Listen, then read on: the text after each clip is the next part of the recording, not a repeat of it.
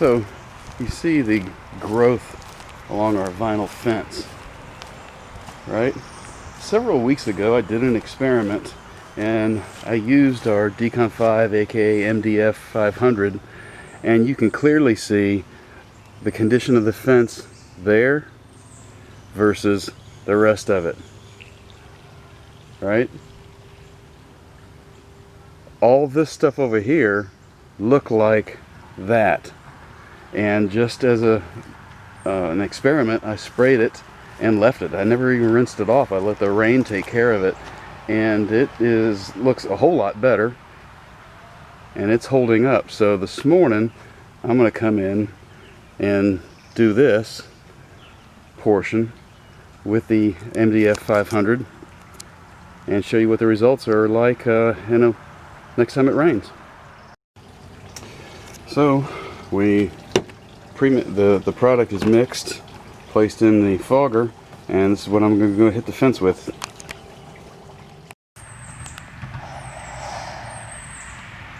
This is some of the before. How nasty it looks. Got some of it being foamed right now. You know, now I'm not trying to sell this stuff as a fence cleaner, but remember it was about a week and a half ago we came out and looked at how half of the fence was really nasty and the other half was clean where I'd previously done it. Check this out. Yeah, the whole fence.